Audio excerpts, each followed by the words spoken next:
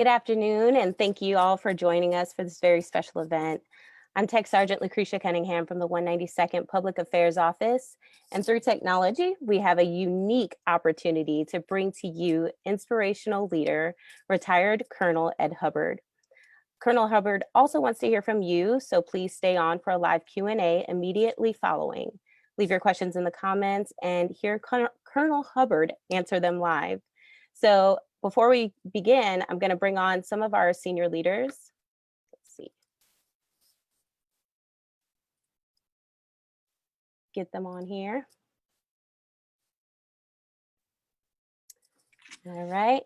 So some of our senior leaders we have here is 192nd Command Chief Master Sergeant Christopher Amburn. How you doing, Chief? Hey, everybody. Hello. And with some opening remarks, 192nd Wing Commander Colonel Mark Piper.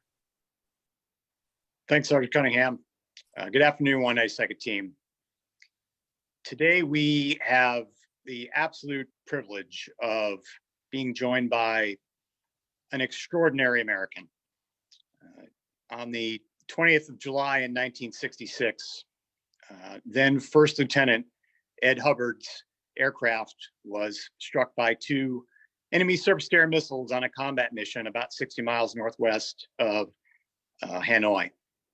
And that attack and his ejection and subsequent capture set about the beginning of what would become 6.5 years of captivity in North Vietnam as a prisoner of war. And as you can imagine, during that time, he learned a lot about resiliency and about survival, but most importantly, about human potential. And after he returned back to the United States in 1973 and throughout the rest of his career until his retirement in 1990, he took those lessons and turned them into continued success in his life and in his career, both for his own personal success, but more importantly, as a leader and in helping others. And in the 30 years since his retirement, more than 30 years since his retirement, he has become a world-renowned speaker, a world-renowned management consultant, a best-selling author, and just a teacher for so many people around the world, whether or not it's in the corporate world that he's advised with, or nonprofits, or the military and other government agencies, like he has graciously volunteered his time today. He's the author of a book, Escape from the Box, and if you haven't read it, you need to. It is an outstanding book, and it may very well change your life. And with him graciously sharing his time today, I have to say the timing could not be any more poignant. If there is one part that is a potential small silver lining of all the turmoil going on in our nation right now, it has been the wake-up call that we need to seek out the perspectives of people who have gone through things that we have not experienced ourselves and to learn from them. As one quick example, just as the Chief Master Sergeant of the Air Force's message, Chief Wright, his message, and how much that was probably a new perspective for many of us, and how much better we are for having learned and experienced and been exposed to his perspective. And these sorts of things are essential for us to learn, to grow, not only for our growth as airmen, but as human beings. And with Colonel Hubbard today, and the lessons that he has learned and he's going to share with us as a prisoner of war for 2,420 days, he went through something that none of us have even remotely experienced. And we can learn from that. God forbid that we ever have to, but we can certainly learn from his example and his lessons. And the message that he is going to share with you today, I've heard before, and I guarantee you that you will find it powerful and inspirational and applicable to your life. So please, Colonel Hubbard, sir, thank you on behalf of the 192nd for your time. Thank you, Colonel. It's been a pleasure. It's a pleasure and an honor to be allowed to join you today for a little time and see if we can change the way you see the world, and see, and as a result of that, we can improve the quality of life of everyone in the audience today. First, I've been doing this for over 30 years, and I've talked to over 4 million people all over the world. 99% of the time, I don't know anybody in the audience until I get there. And so I always start out by asking a question, and the question is very simple. I always ask everybody in the audience, raise your hand if you've had at least one bad day in the last 30 days. And literally 4 million people have raised their hand. And what I always like to point out to them is you raise your hand based on perceptions, not based on facts, because everything that happens in our life, we respond to it, react to it based on a perception, what we think is happening, which isn't always exactly what is really happening. And so it's kind of important to get that understanding of what perceptions do to your life. They drive your life and everything you do. The other thing I like to do is provide some perspective. And on this particular day, the 6th of June this year, 76 years ago today, hundreds of thousands of people stormed the beaches at Normandy. And none of us were there, and none of us can imagine what that had to be like. Thousands of people died that day. Some people drowned, some people were shot, some people were blown up. But the bottom line is, relative to where those guys were that day, our life today is really, really simple. And so it's important to understand and put things in perspective. How bad is a bad day? And that's what I want to talk about today. I want to talk about where do you go from here? How do we change the way we see the world? The thing that's most important in my mind is 100% of the outcome that you're going to get in your life is driven by your attitude. And so if you want to talk about attitude, let me talk about a man named Viktor Frankl. You may or may not know Viktor Frankl. Viktor Frankl was born in 1905 in Vienna, Austria. Grew up, became one of the world's leading psychiatrists. Way back in 1942, at the beginning stages of World War II, Viktor Frankl was in the process of writing a little book called Man's Search for Meaning. And while he was writing the book, he was captured by the Germans and unfortunately was marched off to a place called Auschwitz, where he spent the next 3+ years. Well, when they captured Viktor Frankl, they burned his manuscript he'd been working on it. So he actually entered prison empty-handed. During the period of time that he was there, he didn't have access to books and papers and pencils and all the standard things we have in our life normally. So he wrote this book in his head. When he was released from captivity in 1945, he sat down and wrote the book. I have a copy of it. When I got my copy, there were already 2 million copies floating around the world. So obviously it has sold very, very well. A friend of mine sent it to me. He said, you need to read this book. He said, you will find it very interesting and informative. And so I did. And while I was reading the book the first time through, I felt like I knew what was coming. Every time I turned the page, I thought, I already know what's going to be on the next page. It was very, very strange feeling. And so eventually I went back and I read the book a second time. Second time through the book, I made an important discovery. On page 12, in a very small paragraph, the entire book was summarized. Now, once you read that paragraph, the rest of the book started to make a lot more sense. That paragraph said, in the concentration camp, every circumstance conspires to make the prisoner lose his hold. All the familiar goals in life are snatched away. What alone remains is the last of human freedoms, the ability to choose one's attitude in a given set of circumstances. And what Viktor Frankl observed, sitting in a concentration camp for over 3 years, was that everyone who came there, hundreds of thousands of people, based on nothing more than their perceptions of how the world was treating, based on their attitude, if you will, that determined where they were at the end of the war. At the end of the war, there were 3 very distinct groups of people. There were largest group of all, group number 1. Every single person in group number 1 died in captivity. Group 2 was a little smaller group. Those are folks that got out alive. But group 3 was a very tiny group, a handful of people who very seriously walked out of prison with a smile on their face because they thought they'd gotten a good deal. And Frankl said, those are the people who understand the meaning of life. And so it's very important to understand where Frankl comes from. He says, if your life has no purpose, you have no life. And so one of the things we're going to talk about a little bit, what's your purpose? Why are you in the Guard? What are you doing? What are we trying to do? What are we trying to achieve? If we can have the purpose, then we can have a plan where we're going to go in our life. And that's what we're going to talk about. How does your attitude impact where you're going to go in your life? So now, I always ask people, how many in the room are psychiatrists? Nobody raised their hand normally. I said, that's okay. Read the book anyway. It's a good book, but it's a tough book. It's not a simple read. It's a very, very challenging read. And so I would recommend you buy a very, very good dictionary because you're going to have to look up an awful lot of words while you're reading Frankl's book. How many of you like to do everything the easy way? That doesn't get any hands. It's one of the most interesting things I've ever discovered. speaking to over 4 million people, I rarely get anybody raise their hand, say they want to do things the easy way. And what I've concluded is that in America, we are doing everything we're doing the hardest possible way already, but we're still searching for a harder way.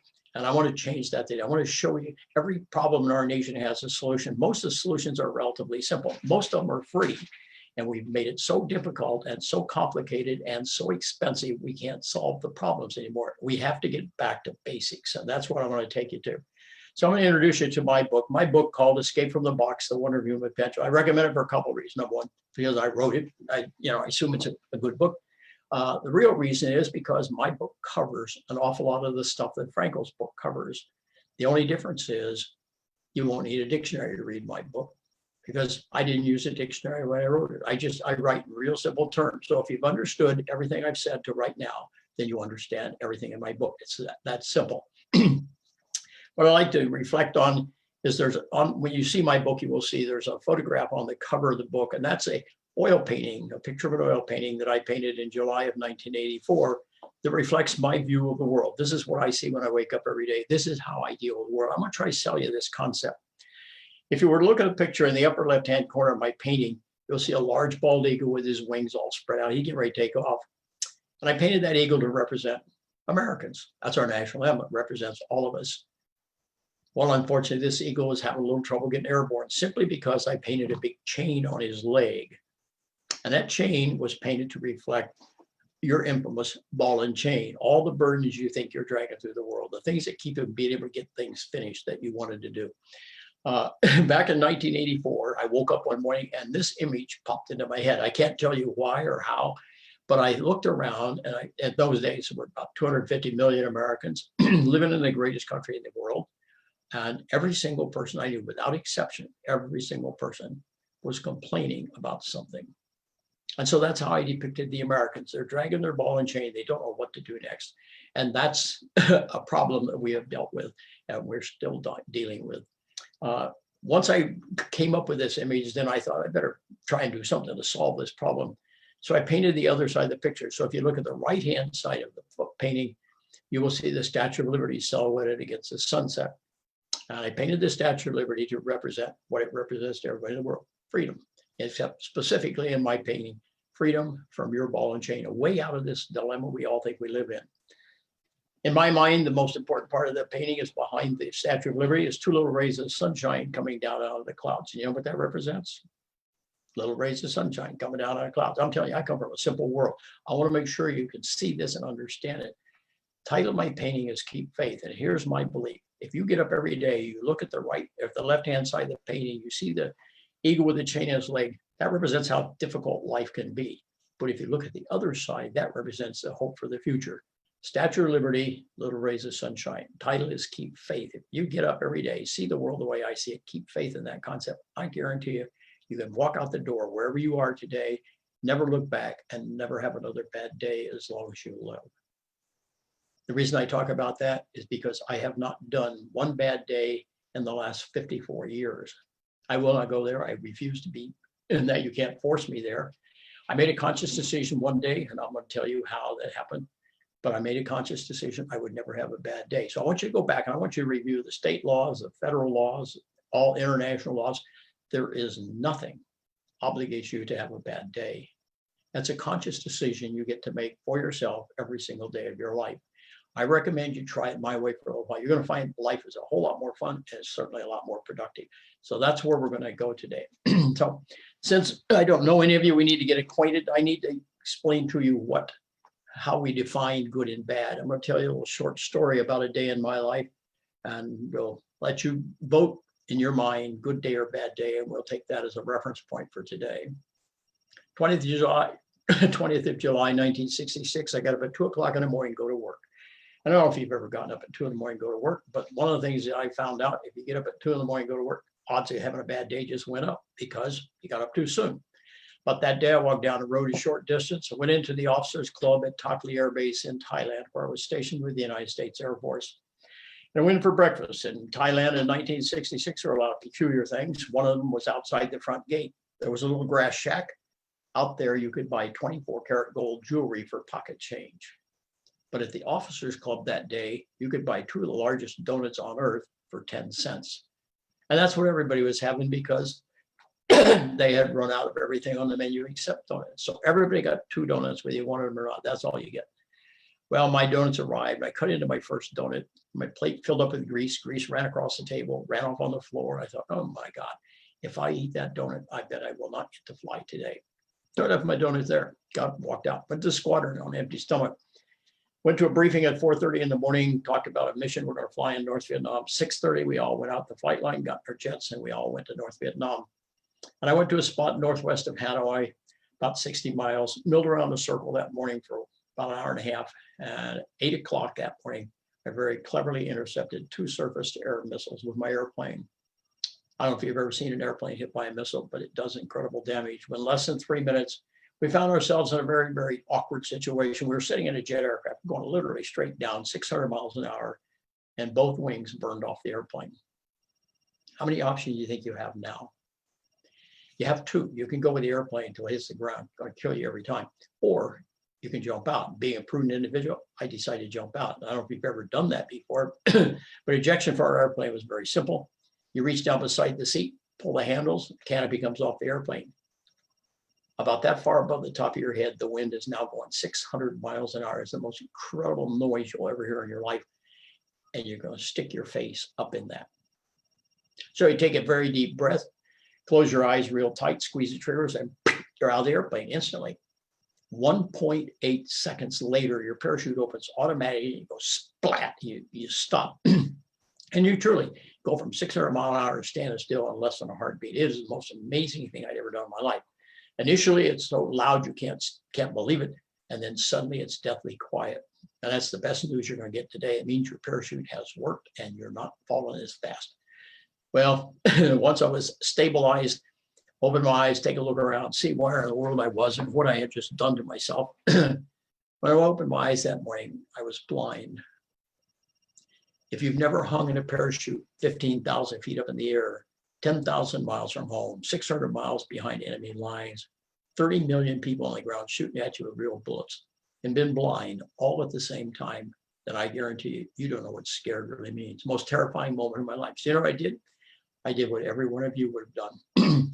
I reached up and checked my face. It's an involuntary human reaction. You can't stop yourself. You just reach up and check, see what's there. I made an important discovery when I reached up for my face that morning.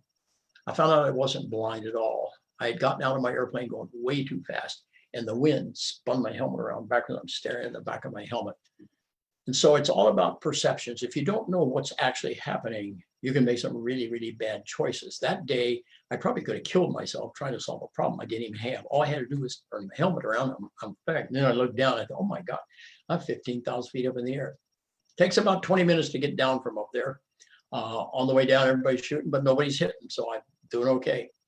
Got on the ground. I spent the next 8 hours milling around in the jungle playing hide and seek with the Vietnamese. Somewhere around 5 that afternoon, I was captured. Late that day, I began what eventually turned out to be 2,420 days, which is a little over 6 years and 7 months as a prisoner in North Vietnam. How many of you think it's a bad day? Is that qualifying? Let me tell you how bad a bad day can get. Back in January of 1987, I was invited to speak to the graduation ceremony at the NCO Academy at Charleston Air Force Base. And so I flew down on Wednesday night, but I wasn't speaking until Thursday night. A young tech sergeant picked me up at the airport, drive me across the base. On the way, this guy turned and looked at me. He says, you know, I checked your schedule. You don't have anything to do for the next 24 hours. He says, you know, my greatest fear, you're going to get bored while I'm in charge. And so he said, I fixed that. I've arranged for you to speak 4 times tomorrow. And I looked at this guy and I said, I hope you're joking. He says, I'm not joking. You're committed. I never done that in my life. In fact, I wasn't even sure it was physically possible. But the other option was decline and embarrass the Air Force. And I didn't want to do that. So I said, all right, let's give it a shot and see what happens. So I went to bed early that night, got a little extra rest, got up early the next morning, exercised for about an hour, shaved, showered, got ready to go out and give my first speech. Went into the closet, get out my Class A uniform. I want to represent the Air Force all day. Took my coat off the hanger, discovered I'd forgotten to bring my pants. You know what a bad day is? So you're going to stand in front of an audience all day and you don't know where you left your pants. So it's all about perceptions. It's how, what happens and, how you're going to deal with it. To give you an idea and put that all in perspective, 10 days after that event, I was driving down the highway in Northwest Florida, going to speak at the Rotary Club in Panama City Beach. On the way, I was run over by an 18-wheeler. You know what I learned that day? Well, once you've been hit by an 18-wheeler, losing your pants is not a very big deal. So it's all about not what happens in your life. It's about how you respond, how you react, how you step up and deal with whatever adversity you face in life. And that, ladies and gentlemen, makes the big difference, good days and bad days. You get to make the choice every day how you're going to deal with this situation, and you go from there. So let's talk about attitude. If you, unfortunately, you didn't get to meet my mother. My mother had an interesting attitude. Every time she would meet somebody that I knew, she'd say, "Oh, you know my son, Ed." She said, "He was born with a bad attitude. And when he grew up, it never got any better." I'm going to tell you the truth, ladies and gentlemen. When I got shot down, it got a lot worse. By the time I'd been in the jungle for 8 hours in North Vietnam, I probably had the worst attitude of anyone you've ever known. By the time I was captured, I had run out of resources. I had nothing left in my world except my bad attitude. So I took it to prison with me. I thought it might be valuable there. On the way to Hanoi, driving down the road in the back of this truck, I picked up a new resource called self-pity. And when I walked in the front door of that prison, those are the only two things I had left in my world. I had an amazing amount of self-pity and amazing bad attitude. And that, ladies and gentlemen, is what I had to deal with for 6.5 years. If I'd held on to those two things, if I had refused to let them go, I guarantee you, I would have had 2,420 bad days. But in December 1966, I got lucky, not because of where I lived, because I learned something there I needed to know for a long time. I lived in a 6-foot square cell. It took me 3 steps to walk diagonally the long way across my cell. And that's how I spent my life. I walk over, turn around, and walk back. And I did that all day, every day. Pace the floor, talk to myself. I was the only guy there, so I had to talk to myself. If you want to find out how boring you really are, spend a few days talking to yourself. So anyway, I'm pacing the floor and I'm trying to build a plan. I'm trying to figure out how to deal with what I consider a very significant psychological problem that I face. And as I'm pacing the floor a few days before Christmas back in 1966, I remember a story I heard when I was a little boy. It's about a man who felt sorry for himself until he met the man who he felt sorry for himself because he had no shoes, but he got over that when he found the man had no feet. And so it's a simple story.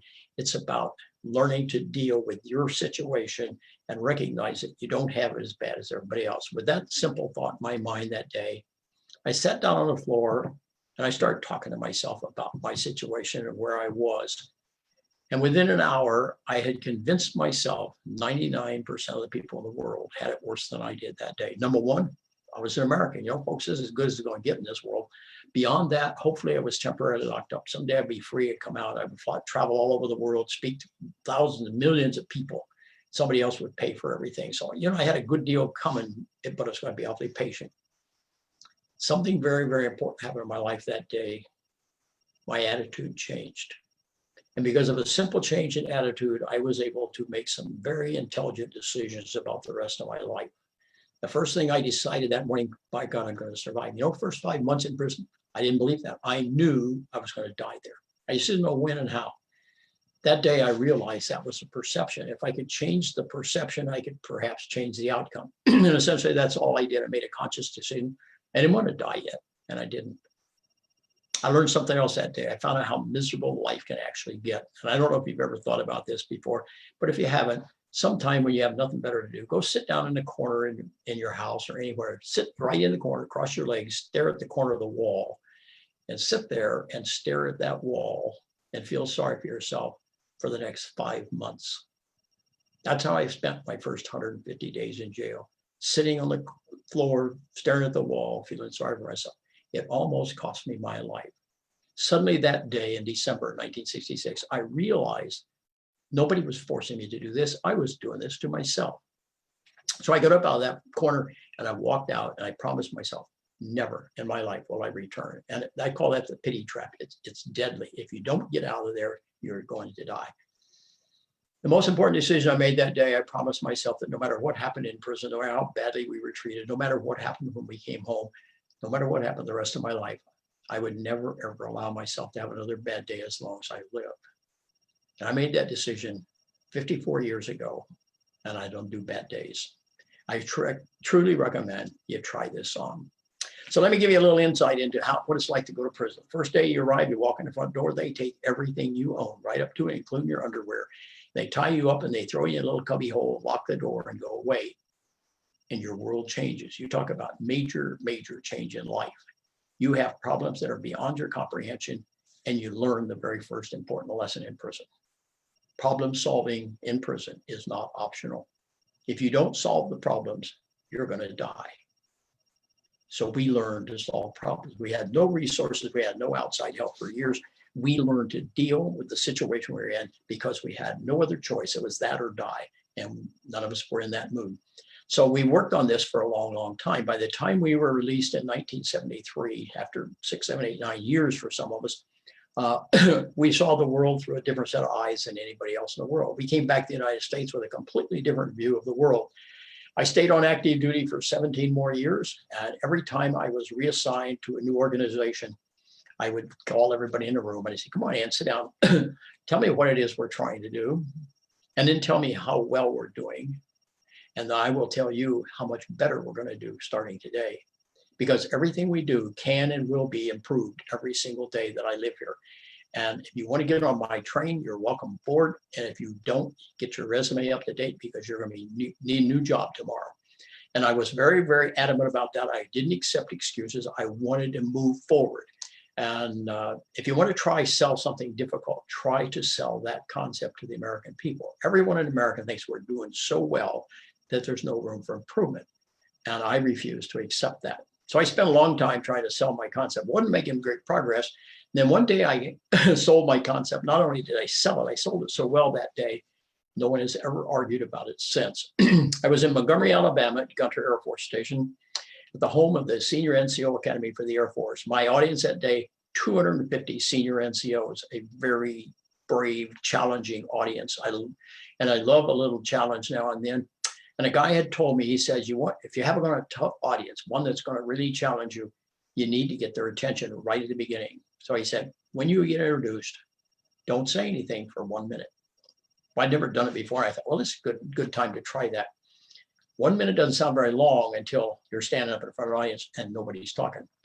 So I paced back and forth across the auditorium and I tried to look at every single person in the audience and just walked back and forth for 1 minute. By the time I had walked back and forth for 1 minute, everybody's sitting on the edge of their chair. They have no idea what I'm going to do next. They're looking to check and see if I got a hand grenade in my pocket or something. Well, once I had their attention, then I walked to the center to the podium and I stopped up and I said, every single thing you have ever done in your Air Force career could have been done better. It's the most unpopular statement I ever made to an audience in my life. And all you had to do is look at the audience and you could tell the look on their face. The chances you getting out of the room alive today just went way down. Well, I wasn't prepared for the reaction and I wasn't prepared what to say next. So I'm standing at the podium thinking, and I look down and on the podium, there's a little package of Post-its, the little yellow things are all stuck together. I picked the package up, handed the guy in the front row and says, pass them around. Everybody take a Post-it. Once they all had a Post-it, I said, when we go to lunch today, I want you to take your Post-it to lunch with you. And when you return 1 hour later, I want you to come back here.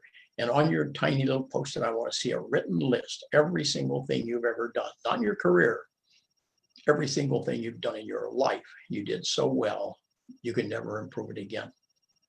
I'm going to give you some perspective. 1 hour later, it was the most humble crowd of senior NCOs I'd ever met in my life.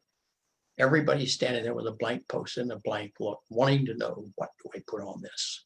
It proved the point I've been trying to make for many, many years, proved it better than I ever expected to, and it also got me out of the room alive that day. So it wasn't a bad deal all around.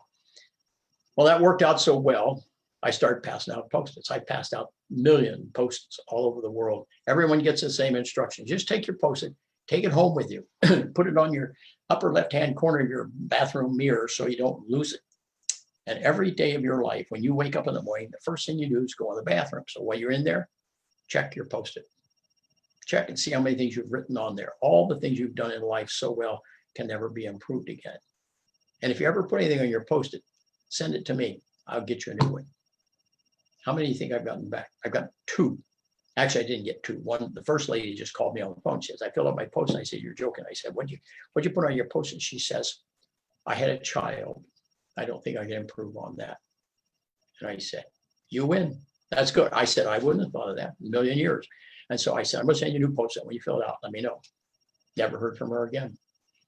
The second one was up in Washington, D.C. It was a pretty large crowd of military people. And there was a young lady who had bought a copy of my book. And if you get a copy of my book and you open it up to page 45, there's a Post-it stuck on that page. And everybody says, hey, somebody left some trash in your book. I said, that's not trash. That's part of the book. There's a poor guy in North Carolina. When I buy new copies of the book, he has to open every single book and put a Post-it on page 45 and fold it up, put it back in the box before they send them to me.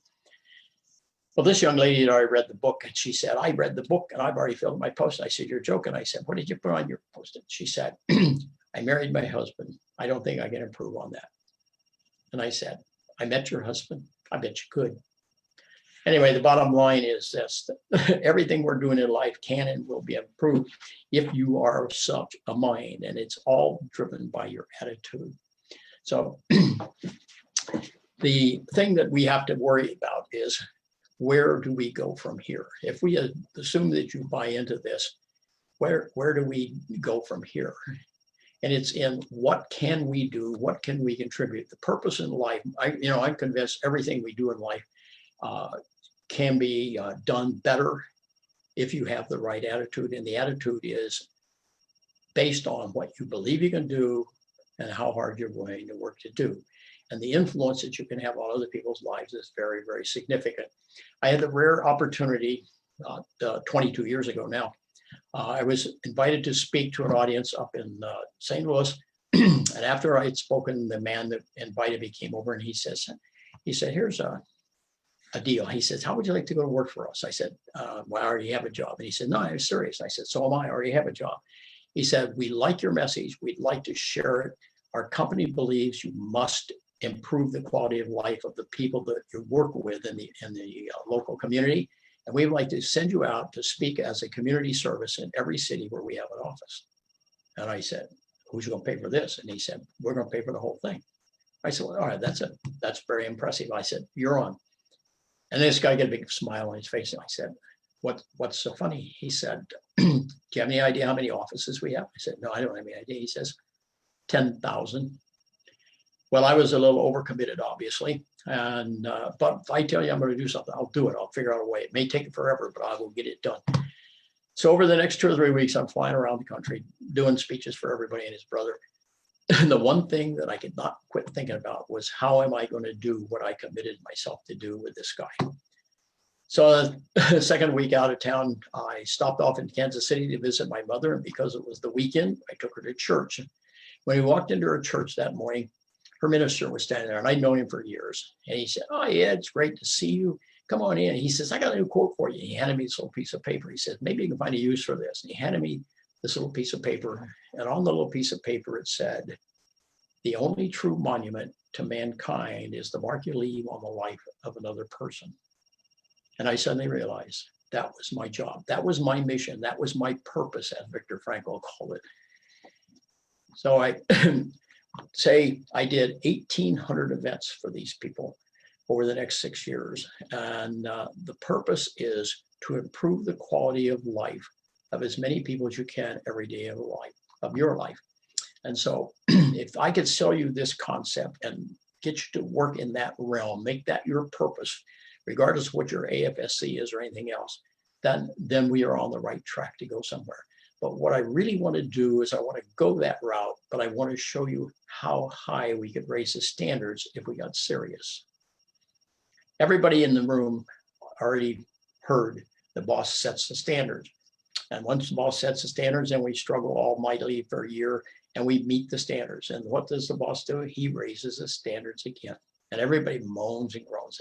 Ladies and gentlemen, that is what we're here for. We're not here for status quo. We are here to improve the quality of life of everybody around us, whether they are above us or below us or beside us. We need to work with other people. We need to get involved in this. So I want to show you how much you can do to raise the standards. When we were sitting in captivity, we had two issues we had to deal with. We had to deal with physical problems, we had to deal with mental problems. When we first got there, we weren't eating very well, and so we struggled with the physical problems, and we weren't sure what was going on. There was something missing in our life. There was a lot of things missing in our life, but one thing in particular, we just couldn't grasp what it was. And what we discovered after a considerable amount of concentration on this subject is there is a single common thread that runs through American society, has allowed this country to grow and become such a great place. It's something every one of us is involved in every single day of our life. We've been involved since the day we were born. It's vital to your survival, but you don't have any appreciation for it because it's never been taken away from you. It's a thing called competition. We compete with somebody in literally everything we do in our life every single day. You never think about it in those terms, but that's what we're doing. If you don't believe that, go to church next Sunday. Walk in 5 minutes early, stand beside, and watch the fight to avoid the front row. We've all seen it. We don't understand it. It's a competition. We don't want to sit in the front row because we don't know what's going to happen up there. So we'd rather sit in the back for a while. But competition is vital to survival. It does a number of important things. First thing it does, it gives your life direction, which is really, really an important part of life. So you walk out the door every morning, you know which way to go. Far more important than that, if competition forces you to set little goals in the back of your mind so you know if you're making any progress in life. But the most important thing competition does, it makes your life appear to be productive. And I'm going to tell you, based on my experience, the first day of your life that is totally unproductive will be the most horrible day you have ever spent. None of you have ever been there. When you go to prison, that's where you go. They take everything you own, up to and including your underwear, lock you in a little cubby hole, and leave you indefinitely, and there is nothing, but nothing to do. And you have to learn to deal with that. So in the spring of 1968, we had no realization of what the problem was until spring of 68. The senior ranking American in our camp woke up one morning. He says, I've been checking. He says, given the circumstances, we are in horrible physical condition and we need to fix that. So starting today, we're going to have mandatory physical training. Now you got a big picture how excited we got about that. He says, first day of every month, every man's going to get in shape, going to learn to do 50 push-ups, 50 sit-ups, first day of every month. Well, once he told us what we had to do, it didn't seem like that big a deal. Then we went and tried it. Well, it turns out it was a little bit of a big deal because you may not believe this, but when we were sitting in prison, we were living on approximately 300 calories a day. I don't suppose any of you can relate to 300 calories a day, but if you next time you get on an airplane, ask for 3 bags of peanuts. That's roughly the equivalent of what we ate in a day's time. 10 o'clock in the morning, you got a bowl of rice and a bowl of weeds. We call it. We didn't know what it was, green soup. 4 o'clock in the afternoon, you got the same thing again. And with each meal, you got 2 cups of water. That was your total intake. You know what that does to you? When I was shot down, I weighed 175 pounds. 6 months later, I weighed 97 pounds. I never got back to 100 pounds for the next 6.5 years. And then this guy came along and says, now we're going to exercise. I said, you're out of your mind. I'm not going to exercise. He said, wait a minute, you don't understand, do you? He says, this is not a discussion. That's a direct order. Well, all of you are very familiar with that term. And so we decided, we better, by golly, we're going to learn how to do this. So I started practicing. A couple of weeks later, I woke up one morning, I suddenly realized, just like that, this guy has provided us a tremendous opportunity, to engage in competition. So I went over, tapped on the wall of the old man next door, an old naval officer. He's 10 years older than me. I said, how would you like to enter a push-up contest? And he tapped back, he says, why not? Not going anywhere, which is true. Well, who can do the most push-ups nonstop? Obviously, if you live here, you have to do 50. That's mandatory. You want to win the contest, there's a distinct possibility you're going to have to do a lot more than 50. Well, I love winning contests, so I thought, I'm going to give this a shot, see what I can do. So every day I practiced a little bit. First day of the month, I got up early in the morning, got down on the floor, did 100 push-ups nonstop. Never, ever done that in my entire life. Never dreamed of doing it, but suddenly I could. So I tapped on his wall. I said, I'm finished. I did 100. And he tapped back. He says, that's not bad for an Air Force officer. He said, I did 150. I thought about that for a moment. I said, next month you go first. Well, he did. And I learned an awful lot about naval officers. They're a lot tougher than they look. And they're sneaky. This guy got up at 4 o'clock in the morning, did his push-ups. Then he came, woke me up at 5. Says, thought you ought to know. I'm up. I've already done mine. I did 200. I seriously didn't believe anybody on earth could do 200 push-ups nonstop. World gets really clear the minute you find out what the goal is. That day, the goal was very, very clear. Anything over 200 wins. And I love to win. So I thought, let's give it a shot. We've been practicing. We might as well see what we can do. Got on the floor and did 220 push-ups nonstop. Never, ever dreamed of doing that. Something available to me. You know why? Because I tried. I could have done it years before, but I never tried. And I suddenly realized how valuable that experience is going to be. How much can you do? Depends on how hard you try. Well, because I had, I'm cool. I went over and tapped on his wall and said, I'm done. I did 220. He said, don't forget, you're first next month. Well, first day of the next month, I'm up and ready to go, but I don't know what to do. So what I had done to prepare for that, I started a plan, something I never had before. I never had a plan for anything in my life, but I had a plan. I did 10 sets of push-ups every day, and each day I increased the numbers in the sets. I'm going to see how far you can carry this. So I started the month doing 10 sets of 20. And then by the end of the month, I was doing 10 sets of 100. I was seriously doing 1,000 push-ups before breakfast every day. So by the first of the month, I'm ready for this guy.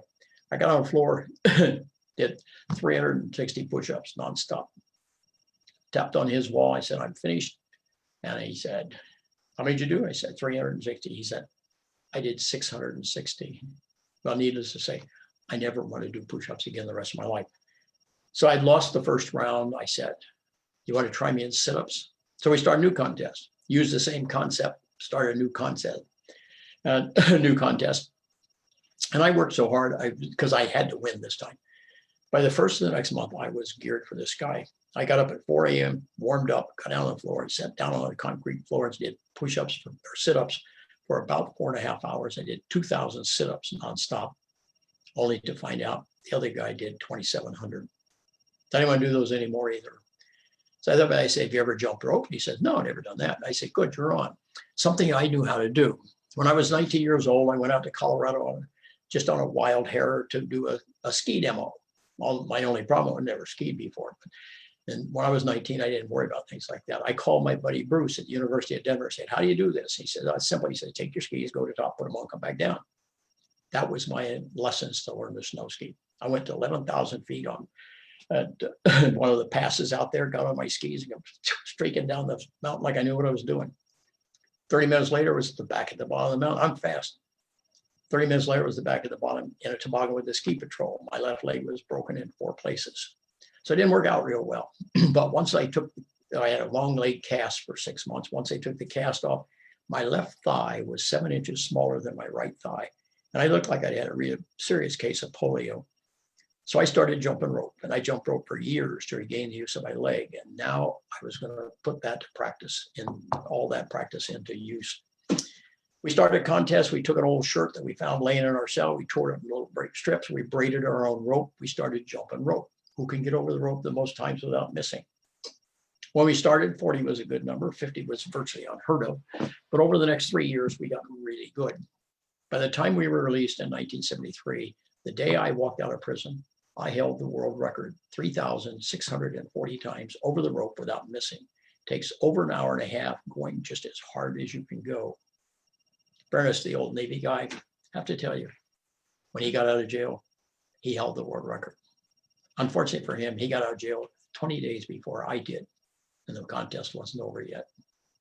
We created a thing there called the last man standing. The last man standing means you start a competition among a whole crowd of people, and you raise the standard every single day. And as you do that, some people are going to fall away because they don't want to do this anymore. And you just keep raising the standards until you're the only player in the game. You win by default. Climbing the mountain by yourself is a piece of cake. Climbing the mountain and taking all the players with you is called leadership. And that's what we desperately need in our world today. We are desperately lacking for the kind of leadership necessary to climb the mountains that are out there. There are a lot of, between the COVID-19 and the race problems right now, there's problems galore, and we need some serious leadership to get us over this.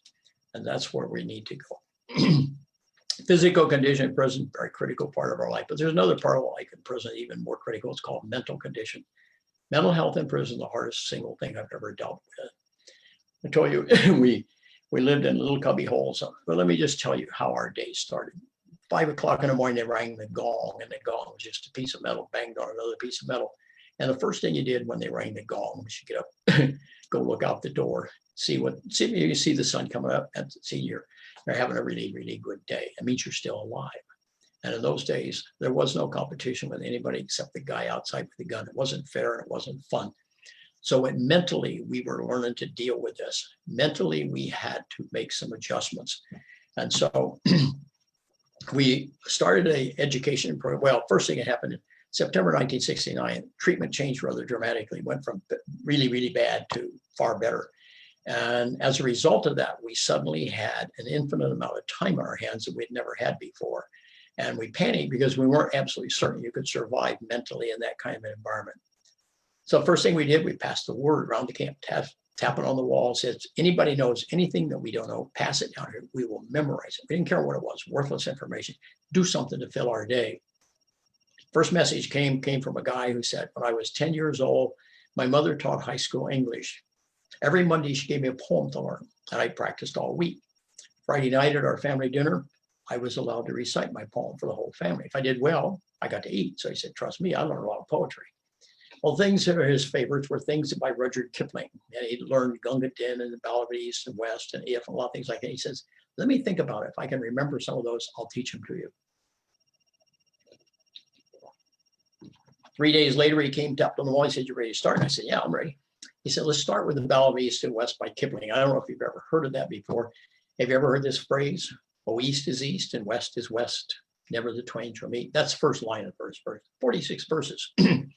Well, this guy got up at 5 o'clock in the morning every day for 44 consecutive days, tapped on the wall, taught us another verse of the poem. If you haven't ever read the poem, you ought to go read it. It's a really phenomenal story. On a 45th day, he didn't tap on the wall. We didn't know why, so we took the day off. On a 46th day, he didn't tap on the wall again. Well, that bugged me, so I went over, tapped on his wall. I said, hey, Norm, how about telling us how the story ends? He very hesitant. He finally came to the wall. He says, you're not going to believe this. I can't remember the last 2 verses. Did you ever read a book, get to the last page, and somebody's torn it out, thrown it away? You read the whole book and you don't know how it ends? That's called frustration. Let me tell you about frustration up close and personal. March of 1968, President of the United States, Lyndon B. Johnson, arbitrarily, unilaterally stopped all the bombing in North Vietnam. When he did that, we found out about it. And when we found out about it, we assumed the war was over. We assumed probably in less than 90 days, we're going to be free. We're going to be out of here. In reality, 5 years later, we're still sitting in the same prison doing the same dumb things, waiting for somebody over here to make an intelligent decision to get us out of there. Well, the frustration that we felt, you will never, ever be able to comprehend. But I want to tell you, compared to that, 18 months after the bombing halt, we learned the first 44 verses of a poem, and we had no way to find out how it ended. In the camp where I lived, there were 259 Americans. Every single man is learning this poem, and not one guy knows if he will ever live to hear the end of the story. You can't even begin to comprehend that level of frustration. You can't go anywhere. You can't call anybody. You can't ask questions. You can't go, nothing. You just sit there and stare at the white wall and try to figure out what happened. It's the lowest ebb in our morale the whole time we were in a war, trying to figure out this poem. 3 days later, Norm came, bang on the wall, realized, he said, you're in luck. I found the missing verses. You're not going to believe this. He says, you're not missing the last 2 verses. You already have them. You're missing verse 12 and verse 26. I left them out. Sorry about that. He says, no big deal. Here they are. He tapped them on the wall. He said, put them in the right place. Now you have the whole thing. That, ladies and gentlemen, is a big deal. If you want to try something really, really difficult, really challenging, go to the library, get the biggest book of poetry you can find, take the longest poem in the book, throw 2 verses out, memorize the rest. And when you get it perfect, go back and try to install the 2 missing verses. It is the most complicated thing I'd ever done in my life. We spent years trying to sort that mess out.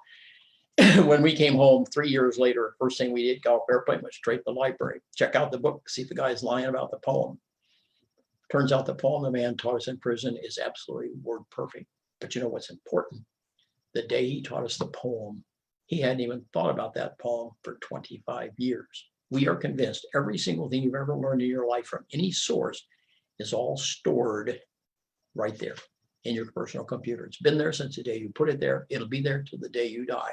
The amount of wealth of knowledge that you store in your head that you never even bother to use again is mind-boggling. And we had the distinct privilege of having so much time in our hands. We had chance, we unscrewed the top of our head, poured everything out on the table, sorted it out, billions of bits of information that we had stored that we never used a second time.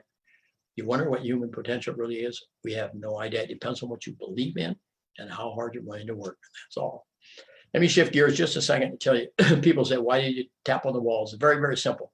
Rule number one in Hanoi says you can't make any sound to be heard outside your cell. And so for us to survive, it was absolutely vital that we have a way to communicate. And fortunately for us, the fifth man captured in North Vietnam had learned about the criminal tap code in a book he read before he was shot down. He taught it to the rest of us. If we were at a place where I could show you on the wall, I'd show you how it works. But basically, in your mind, draw a large square and divide it 5 times up and down, 5 times back and forth. And it creates a matrix of 25 small squares. I hope you can all visualize that. And I'll start in the upper left-hand corner of the small square, put the A in there, and the A, B, C, D, E across the top row, and then on down to Z. And of course, you'll recognize there aren't enough squares. Somewhere, somebody decided we threw the K out of the alphabet, set a C in place of that. Now, all you have to do, once you can visualize the matrix with the letters in there, all you have to do is tap down and across to the letter you want to send. It sounds like this. That's down 2 and over 3. That's H. And then down 2 and over 4 is the letter next to it is the I, and it spells hi. And that's how simple the tap code is. That's how we communicated. One of the things that we discovered, it takes days to tell a joke. So we decided we needed to abbreviate. We actually abbreviated the entire English language. So we cut it down to some, 1 or 2 letters. I'll give you a couple of samples here just so you can kind of follow this. That's the letter C. It's in the middle of the top row and stood for clear. It was against the rules to communicate in prison. If you got caught, you're in deep, serious trouble. We spent more time laying on the floor, peeking under a door than anybody you've ever met. And that's all we did. We watched the guards' feet so we could keep track of where they were. When the guards' feet disappeared from your building, you tap down on the wall, pass it through the building, everybody communicate, nobody got caught. Very, very critical part of our life. Sunday morning at about 10 o'clock, heard this great big loud C. It's capital C, stood for church call. That meant the senior rank American says time to go to church. First thing we learned there, made no difference what religion you were, made no difference you had religion. Somewhere around 10 o'clock on Sunday morning, every single American that was up there, all rowing the boat exactly the same direction. And that, ladies and gentlemen, became one of the most powerful forces, and that is known as teamwork. The greatest single thing. And you know what's really interesting? Teamwork is free, costs nothing. And we have never, ever learned to use it. If we really want to be the leaders of the world, we must learn as Americans to pull together. Never has it been more obvious than it has been the last couple of weeks in America. Everybody's pulling a different direction. We have to pull together or we're not going to make it. So anyway, the other thing we did at night, the last thing you did before you went to bed at night, the G and a B and an A stands for God Bless America. And every American up there tapped out on the wall the guy next door before he went to bed every night. Make sure nobody ever forgot why we were there. Make sure nobody ever forgot how critical it is you do every single thing you do in your life to the best of your ability every single day. In the world where we lived, that was a life and death matter. In the world where all of us live right now here in America, if we don't learn some of these lessons and apply them right now, it's going to be a life and death matter for our country. So it's very, very important to get on the bandwagon with this thing and let's get this mess sorted out. All right, everybody says, all right, now that I know the tap code, what I do with it. First thing you had to do, you had to learn the lineup. You had to know the name of every American in North Vietnam, where he was, what cell he was in, what camp he was in, so we didn't lose people. Then the rest of your life in prison, once you had the lineup squared away, the rest of your life in prison spent learning, memorizing worthless information, killing an incredible amount of time. That's when we started looking for things to do bigger and better. There was a shuffle after the change in the treatment in September of '69. There was a major shuffle in the camp. Everybody got moved around. And when it moved around, we had just started an education program among the American prisoners. And I had the privilege of moving into a cell next to Everett Alvarez, the #1 man captured in North Vietnam. Albie grew up in Southern California. He speaks fluent Spanish. I grew up in Kansas City. He didn't even know there was another language. So during the time I lived next to Alvarez for 18 months, I tapped on his wall all day, every day. I tapped to him in English. He tapped back to me in Spanish. And after I lived next to Albie for 18 months, I had a 5,000 word vocabulary in Spanish. I was fluent in a foreign language I had never seen written, never heard spoken. All I ever heard was, I'll be tapping on my wall. Late that year, I got moved. I moved into a bigger cell with 37 Americans. Nobody there spoke Spanish. So logically, I became a Spanish teacher. I taught Spanish for 3 years out of my head in prison based on what I learned tapping on Ali's wall. When I came home in 1973 at the end of the war, I'd never been to college. Looked like it's probably my turn. So I went out and signed up for night school. First course I took was Spanish. First night of class, walked in, sat down, took the final exam, maxed the course, got up and walked out, didn't even bother to buy their book. Do you want to know what human potential is? We have no idea. I was very fortunate. I got to come back. I flew F4s for 12 years after I came back. A friend of mine was grounded, never got to fly again. He went to school down in Texas, and first week on the campus, he quizzed out for 48 hours of college credit in 4 foreign languages, Spanish, French, German, and Russian. He's never seen the books in his life. 100% of his knowledge used to take those college exams he learned in prison. So I'm going to send you home with some homework today. I want you to go out and take advantage of something that you probably have never thought about. We had this enormous amount of time in our hands in captivity, and so we spent hours, endless days reviewing our own life. We looked at every single thing we could think of that we'd ever done in life to see what we had, how we had done, what kind of results we got. The most important thing you can ever do for yourself is to review your life, see where you've been, what you've done, how well you've done, and see where you're going from here. The first thing that you will find when you start reviewing your life is one corner of the room, you're going to find a pile of stuff that's pretty good size. Those are all the things you've tried in life that didn't work out. Don't worry about it because they don't matter, because all of you over in this other room, you're going to find this immense thing. It's a mountain. This is every single thing you've done since the day you were born, everything you have accomplished and achieved. In there, you will find half a dozen very small number of things, the things that you achieved is greater than any others. And those are things you achieved under adverse circumstances. That's where everyone performs the best. It was no different in captivity. We just measured adversity a little different.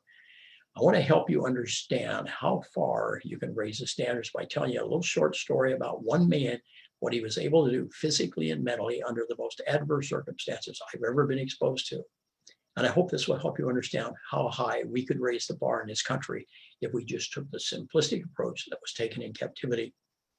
May of '69, 2 guys escaped from our camp, went over the wall about midnight, went downtown Hanoi, got lost, recaptured about 5 in the morning, brought back to the camp. And by sundown that day, 1 man had been beaten to death. That's how difficult life in prison is. A single mistake costs your life. Anytime we broke the rules in prison, there was a purge. And of course, escape broke them all. And so we had a purge, the worst purge we had the whole time we were there. They took the senior man from every building, took everything they owned, stripped them, they could tied him up, beat him unmercifully for a long period of time. But like everything else that happened in prison, if you just hung in there, sooner or later, things would return to normal, or at least normal by our standards. One by one, these guys started coming back to the main part of camp. Eventually, everybody was back except one guy. And the Vietnamese took this one poor guy and they leaned on him with everything they had. And to understand him and what he did, you'd actually have to meet him. Big lanky guy from North Carolina, walks real slow, talks real slow, but far and away the most humble man I've ever known. When he was being interrogated, he would say, "I'm sorry, I can't answer your questions." And he kept that up for about a week. They got fed up with that program. So one day he was out being interrogated. He said, "I told you all week I'm not going to answer your questions today. I'm going to tell you something new." Well, the guards got all excited. They, "My God, we finally broke this guy." He looked him right in the eye and he says, "Starting today, I'll never even speak to you again." Well, needless to say, that wasn't what they were after. No matter what we did, they always seemed to have a better plan. They took this guy out and said, "You've had a tough week, so we're going to let you rest." So from 9 o'clock tonight till 5 o'clock tomorrow morning, you're allowed to rest right here on your hands and knees on the concrete floor of your cell. You can even sleep there if you want. But at 5 o'clock tomorrow morning, you're going to stay on your knees. You'll put your hands above your head. You're going to hold them up there until 9 o'clock tomorrow night. You ever done that before? Try that sometime. You'll find out it doesn't take very long to figure it out. You put your hands up. First thing that happens, your back starts to hurt. Shortly after that, your shoulders start to hurt. Shortly after that, your arms start to hurt. Shortly after that, you say, "Man, that's about enough of that. I've got it all figured out." One small difference in prison, every time you put your hands down, the guy standing behind you had about a 4-foot length of rubber hose, and he smacked you across the back to get your attention, get your hands back up. It works. It works every single time. It's the most painful thing I've ever felt in my life.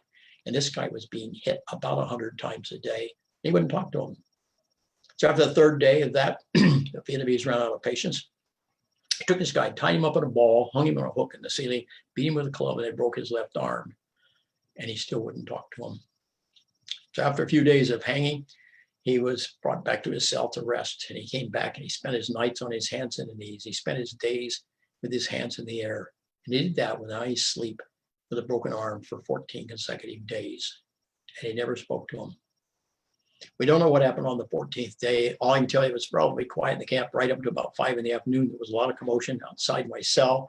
Over a period of months, I had taken a standard issue nail and drilled a hole through my wooden door so I could see out. So I got out and peeked through the hole, see what was going on. And they dragged this guy out right in front of my cell. Real close, I got a good look at him.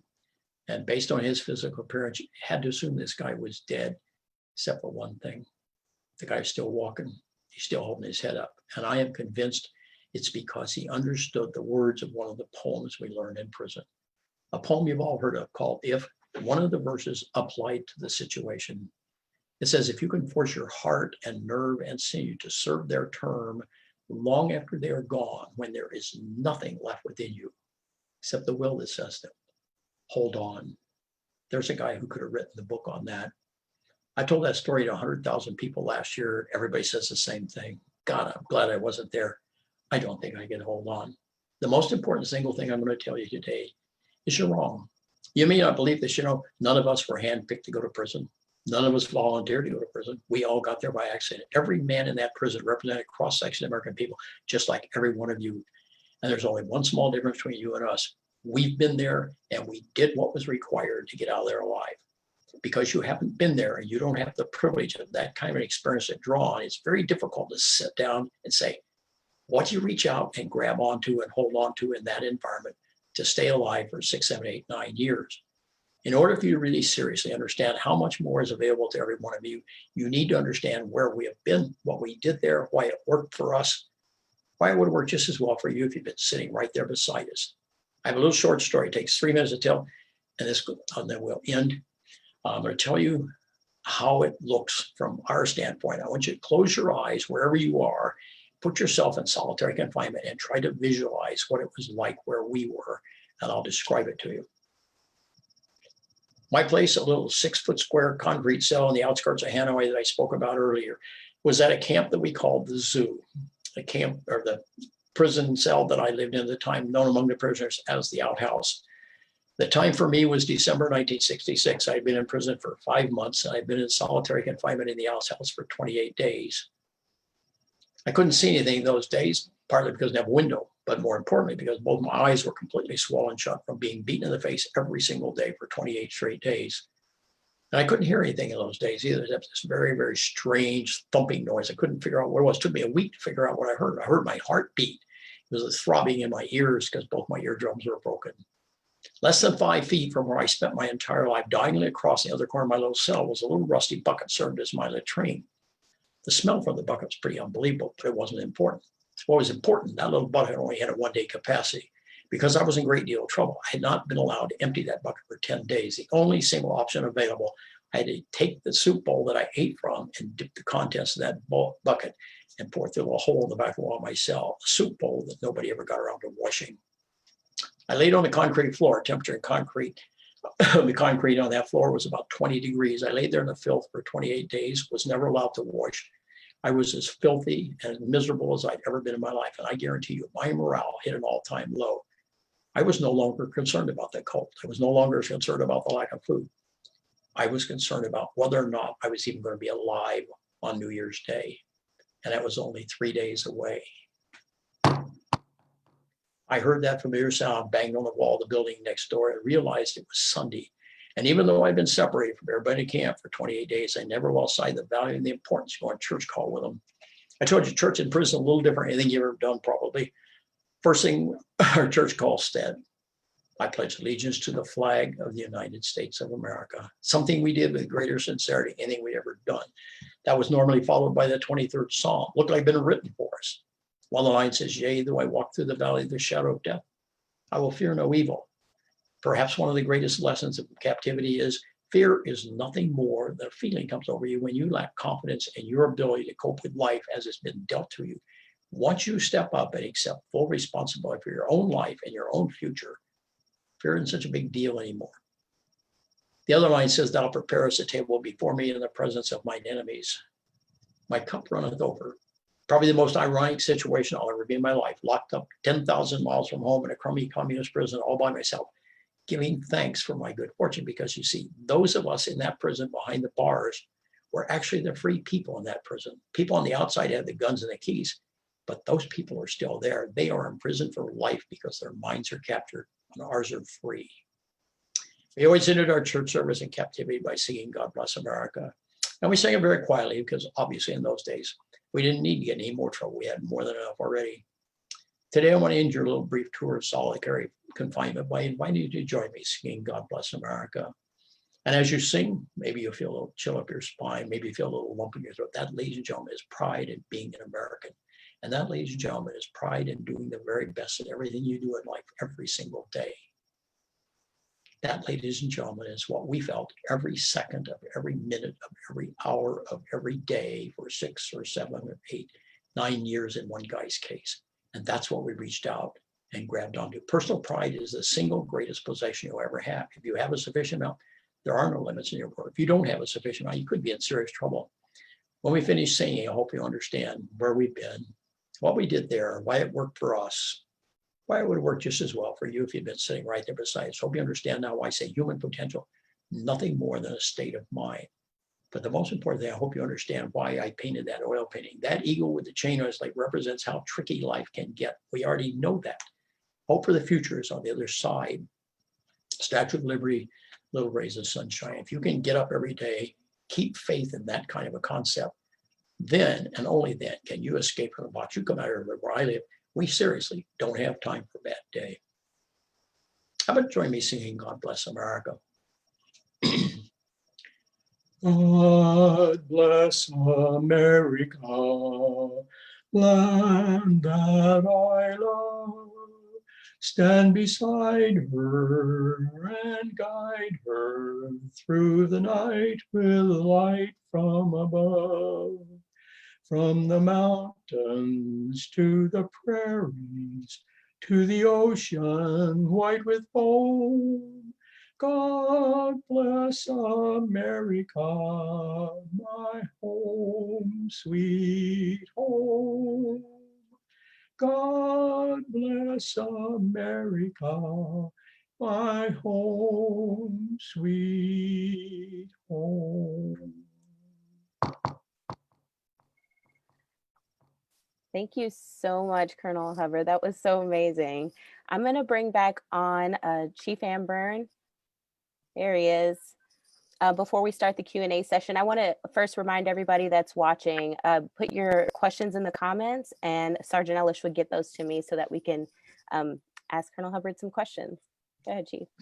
All right, Colonel Hubbard, thank you so much, sir. And on behalf of our entire leadership team and all the men and women of the 192nd Wing, thank you so much for sharing your story.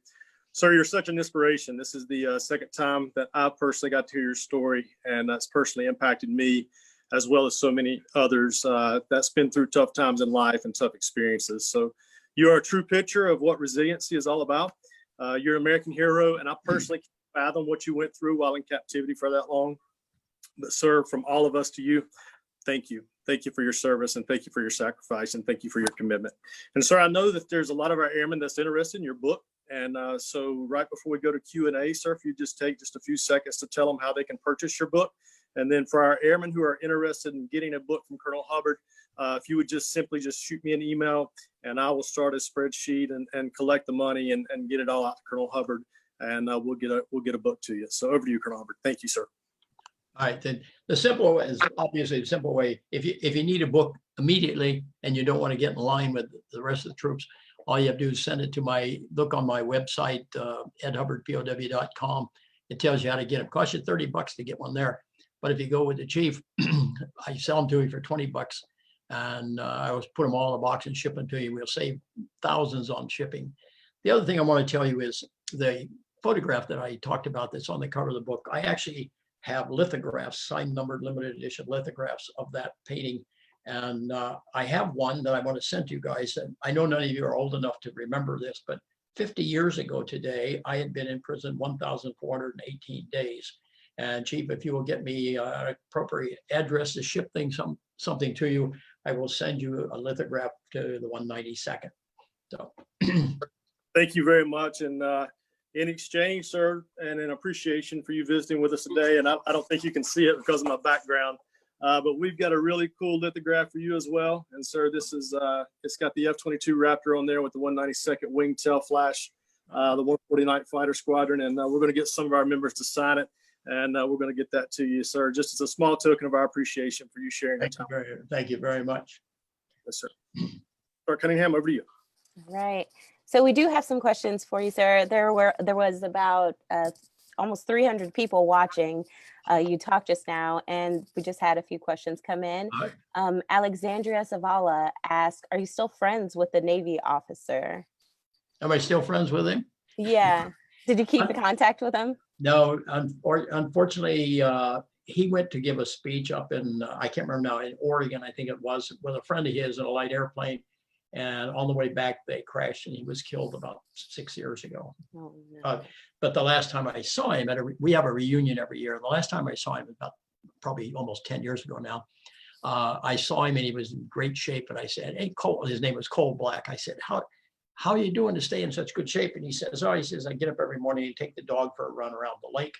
And then I come back and take my wife to the gym." And I said, "How far is it around the lake?" He says, "About 8 miles. And he was, at that time, he would have been about 80 years old. Oh my God. Samantha Mitchell, she's asking, "Colonel Hubbard, once you changed your attitude in POW camp, did that change the way your captors treated you? Were you able to influence the attitude of any of your captors?" No. Well, I did, but it wasn't a positive thing. Yeah. No, my attitude for my own survival was critical, but my attitude toward the captors never changed. I was belligerent before I got there, and I didn't get any better while I was there. I got my jaw broken in March of '68 because I misspoke. I thought that he said stand up, and I stood up and made a remark that he didn't approve of. So, I think attitude is critical. When you're under duress, you have to continue to fight for what you believe in, and you can't back off. But mentally, it helped me recognize my situation wasn't near as desperate as I thought it was. It was up to me to figure out how I was going to deal with it. And I even had cellmates that said, "Do you ever consider just sit down and keep your mouth shut and not talk, not argue with the guards?" And I said, "Never thought about that." Christy Price, she's asking, "What was, if any, your biggest fear returning to the United States? Also, what was the process of your release and the emotions of that?" For starters, there was never any fear coming back to the United States. I always tell people it's like hitting your thumb with the hammer. When you stop, it feels better, right? And so when you're in jail, when you get out, it feels better. And so the transition back to the United States for me was a piece of cake. I couldn't wait to get back. The transition was a little challenging in as much as people criticized it because we were actually rather blasé about how we were treated. As bad as it was, we became accustomed to it. That became our way of life. We became very blasé about it. So we got criticized a great deal by the American people for telling jokes and making fun of the whole situation. And they said, "Well, you guys have really changed." I said, "No, actually, we haven't changed at all. The world changed. It was like going in the closet, coming back out 7 years later. The world changed tremendously from 1966 to 1973. The United States was a completely different place. We missed all the riots in the 60s and all that stuff, all the anti-war stuff. We didn't see any of that except what the Vietnamese showed us. And so we were 7 years behind the rest of the world. And there were so many dramatic changes. The one thing that stunned me the greatest was the vocabulary of lovely little girls was worse than most sailors I had known before I was shot down. And that was a major change in America that has, continued to this day. So, but no, the transition was pretty simple. We flew from Hanoi to Clark Air Base. We were in the hospital for 4 days at Clark Air Base, where they examined us to see if we were going to survive, and where they fed us. And of course, when they fed us, the transition that day, the first meal we had at Clark Air Base, I had lived with one man for about 4 years in prison. And one of our theories was that the first day we were released, we're going to buy a loaf of bread, a jar of peanut butter, a jar of grape jam, and a gallon of milk. We're going to have a peanut butter and jelly party. We're going to eat peanut butter and jelly sandwiches till we puke, and then we're going to start over. And when we got down to the cafeteria the first night in the hospital, we turned the corner. Here's this tray that's a mile long with more food than we'd seen in the last 7 years. And the first thing in there were not little, they were fair size porterhouse steaks. And so I turned around to Don and I said, "Hey, Don, let's have peanut butter and jelly for breakfast somewhere. Let's have a steak." And so we did. I had a very large steak with 6 fried eggs on it and a bowl of everything that they served. And we ate. And the amazing thing was nobody could believe the quantity of food that we were able to consume, considering what our diet had been for all those years. And I don't know anybody who ever got sick from eating. And we went back at midnight chow and had the same thing again. So, and I added a banana split on. And transition back to being free is pretty simple. John Shively asked, how important has forgiveness been in your life as it relates to your captors? What advice can you give to those who have been wronged and struggling with forgiveness? It's a critical facet of your life. When in spring of 1967, I hadn't even been there a year yet, I lived next door to the senior ranking man in our camp. And one of the most important things anybody ever told me in life, he says, just get over this. He says, when you get home, do not spend the rest of your life being bitter with these people who, because of the way they treat you, because every day that you spend bitter is just as wasted as the days you spent here. And I thought, well, there's an interesting thought. And so when I came back, I attempted, and very successfully, I had no bitters. Vietnamese were doing what they thought was right. We were doing what we thought was right. And so I couldn't resent. There are a couple of them I'd like to meet again. I'd like to thump them upside the head. But for the most part, I had no bitters. On the 30th anniversary of our release, I was back in Hanoi. I went and sat in my own cell where I had spent my first 15 days. And the people in Vietnam were so gracious and so nice to me when I was back there. I couldn't believe it. They didn't know I was been in prison. That's just how they are. Yeah. And so the war divided us pretty seriously, but we've come back together as humans. But I think the people that I know, other prisoners, and I'm not unique in that attitude. 99% of us, I think, came back, got over that, and went on to lead very normal lives. A few were very bitter, hated the Vietnamese, and never could get over it. And those people have suffered severely. Yeah. And so the message is, if you spend your life hating, then your life is destroyed, and you're doing it to yourself. There's no obligation and no benefit. So I say, get over it. Airman First Class Gentry asked, what was your family's reactions and emotions when you were able to come home? Say what? Your family, how did they feel when you were able to come home? I don't honestly know. I think they were overwhelmed. They weren't sure I was ever going to make it, I think.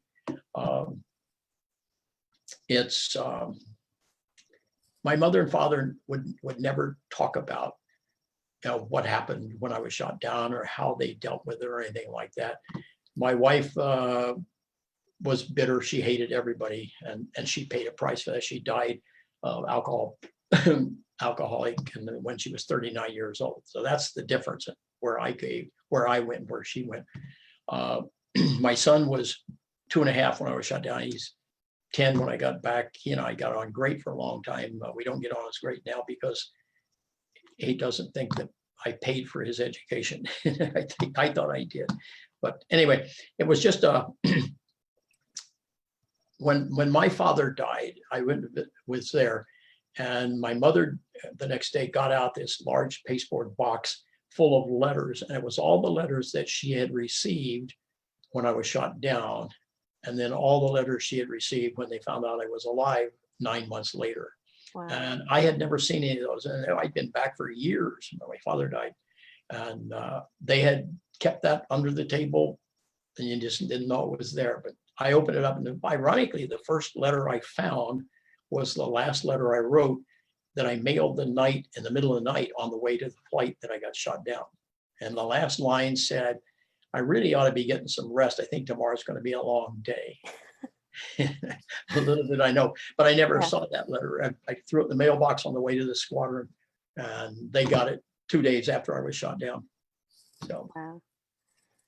but their emotions were very. My family's kind of unemotional. They didn't get wildly excited. I think they were thrilled I was home. I certainly was. Yeah. One more question. Mhm. Ada Schrute asked, what was the biggest change you noticed from when you left the USA to when you returned?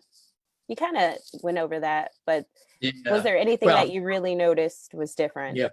Well, here's some things. Number one, I left the United States in 1963 and went to Europe for 3 years. I went directly from Europe to Southeast Asia for 7 more years. So essentially, I was out of the country for almost 10 consecutive years. Right. And so there were some major changes when I got home. To begin with, first change, the airplane that came to pick us up, the C-141, landed in Hanoi. It's the first time I'd ever seen one. They were built after we were shot down. Wow. When we got to Clark, the first thing we saw was a color television. I'd never seen one. And so there were major, major, major changes in America. The greatest thing we got when we'd been home just a few months, the Reader's Digest Company put together a 10-year history of America, all the events, a chronology of all the major events that happened in America in the 10 years we were gone. It's probably one of the finest gifts I've ever received. We could go back and review that. But even to this day, I still have things people say, "Oh, remember when that song was popular?" And I say, "I never heard that song." No. And they said, "Well, it was popular in the late 60s. And I said, "Yeah, I was preoccupied in the late 60s. But that happens even to this day. I've been back for 50 years, and I still run into things that I never knew happened. So it was a major transition to come back and find a different world. And a world, in many respects, I look at all the Vietnam anti-war protests and all the people were beaten and all the stuff that went on, which is unlike what's happening right now in America. If you look at what's happening today, that's the first thing I relate it to, is what was happening in the 60s. In many ways, I'm glad I missed that, because it's a bitter, bitter pill in our history to swallow. So hopefully this one will go down better and we'll have better results. John David Eves asked, how were you able to teach new prisoners the TAP code? Oh, that was, I learned the TAP code, ironically, when I was being interrogated the first few days. The guard, I was sitting on a wooden stool, my hands tied behind me, and the guard would ask a question. And if you answered the question, he'd smile. If you didn't answer the question, he'd hit you upside the head, knock you off on the floor.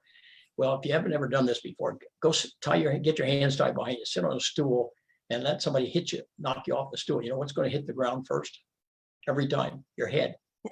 And so about the third time I hit the ground, I thought, God, this is, if I don't get up, he can't knock me down. So I laid on the floor, and he kicked me a few times, and he went off to harass somebody else.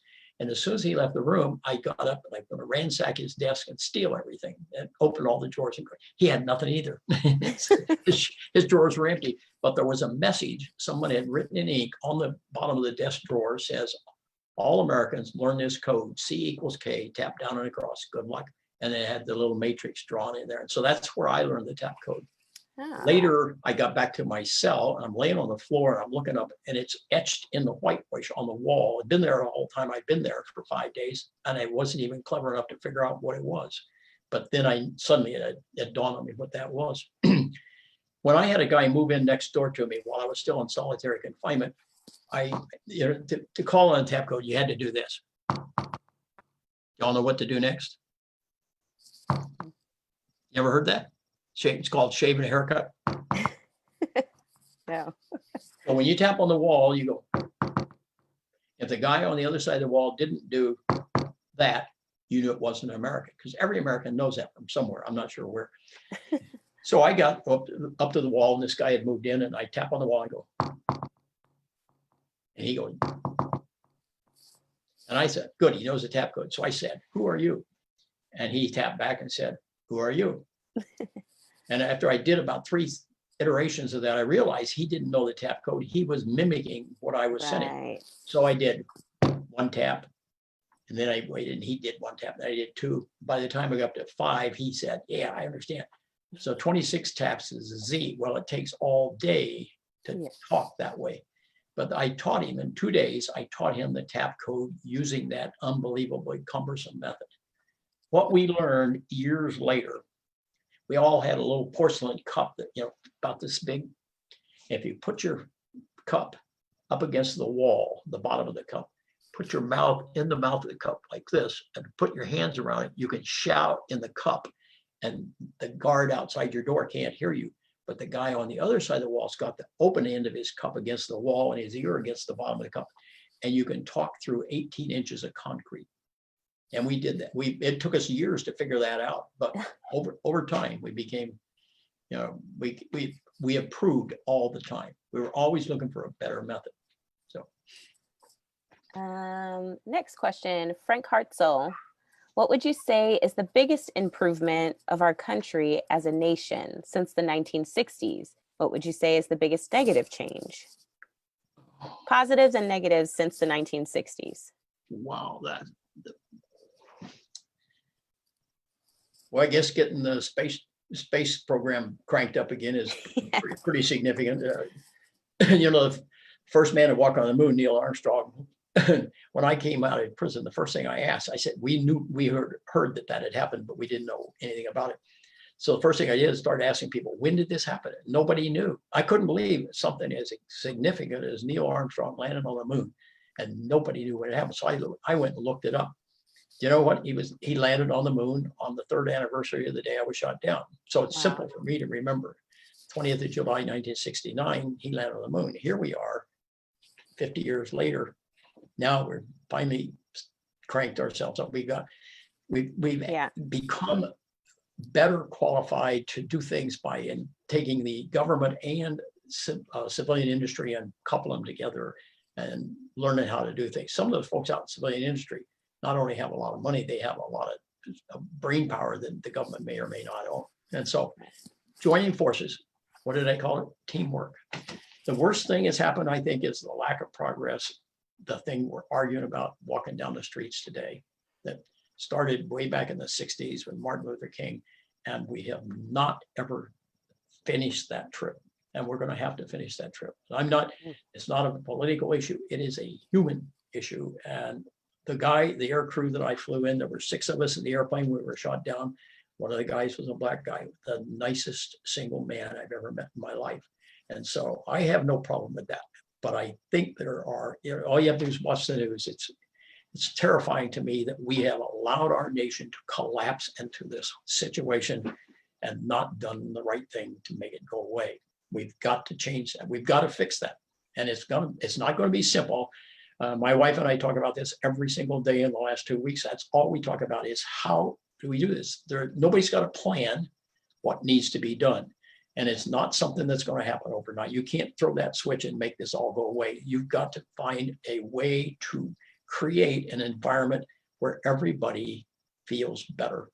And if I knew the answer to that, I'd be God, and I'm not. So I don't know the answer, but I know it's critical for the future of our nation. If we don't sort this mess out, we're in trouble forever. And we're all going to pay a dear price, regardless of who you are or where you are.